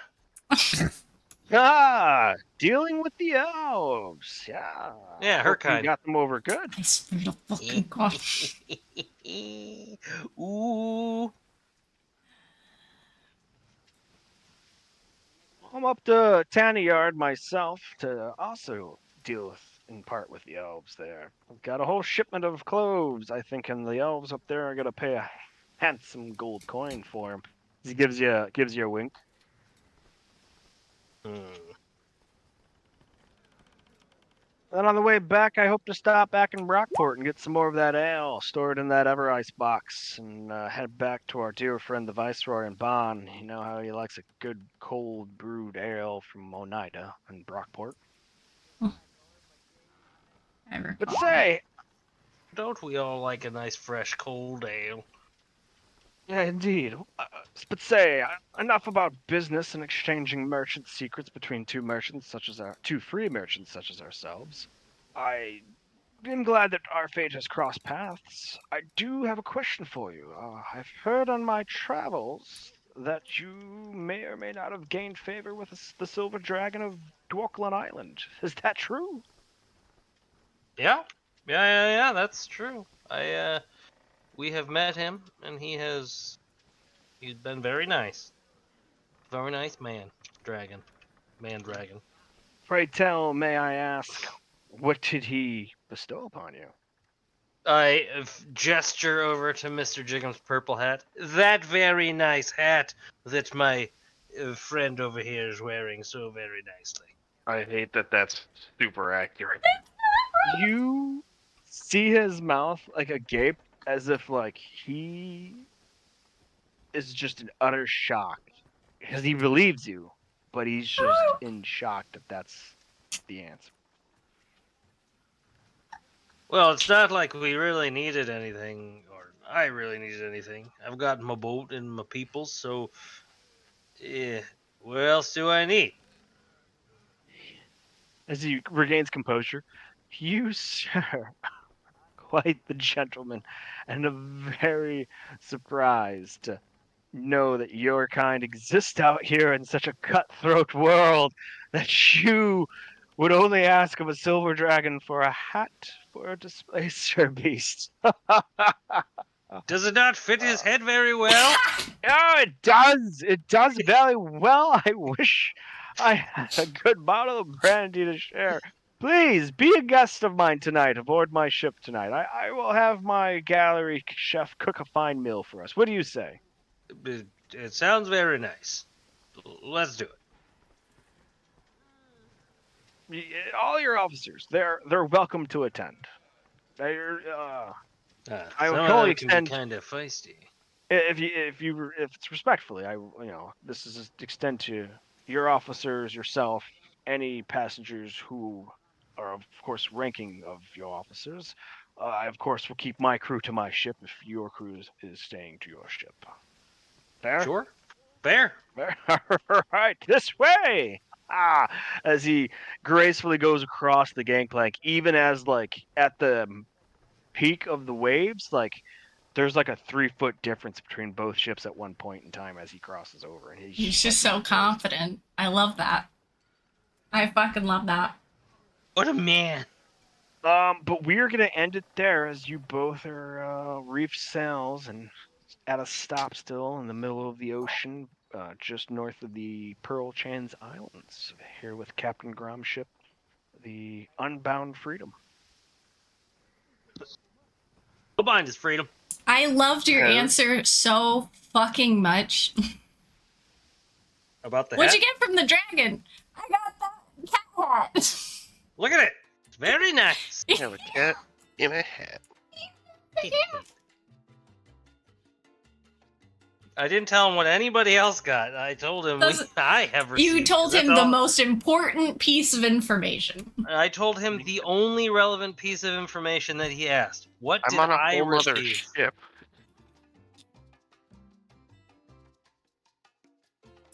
Holy shit. This was a I know. fun session. I'm very happy. You guys got 111 gold, by the way. I did. I put that in there already. Give it back. No. You owe for dinner. 345 on my. Okay. Plus 330. 675. And 10,000 for Barrett. Yep. Yep. I'm very looking forward to the next time he fights. It's gonna be great. Yes. It's gonna be OP. Hopefully nobody flails the man. Gotta actually get the tattoo though.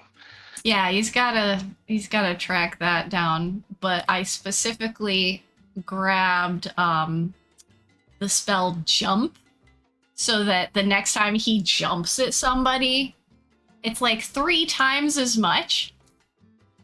Can't believe you've done this. I am so excited. You've enabled this man. I want to enable it, man. Ray Bullet is so fitting now. All right, well, Let's get catapult. did anyone Yeah. hear what happened with Adam? Is he okay? Kids, he's got kids. Yeah, that'll do it. He's having them now. Yeah, he's Classic. had them, but he has them now. Time to release them. Ugh. I think Good he got old tortured to Roblox. Yeah, that's a little too close to home. We time to Fortnite it out of here. Mm. Alright, have a good night, guys. Enjoy. How dare you threaten me in such a way? Good. Good session. Alright. So I'm happy that we got today's D&D reinstated. It wasn't supposed to happen, but then plans got canceled for our DM. So we got to have this super fun session. We got to learn some lore. I'm still in shock and very kind of confused. I want to know how my little feeble Durgunian knowledge of the gods fits into this like giant cosmic version that I don't know quite if it even fits at all. But we learned that we're a science experiment from a bunch of college kids, basically. How do you react to that? I don't fucking know. So I hope to see you guys next time. More D&D next Thursday at 6:45 p.m. EST.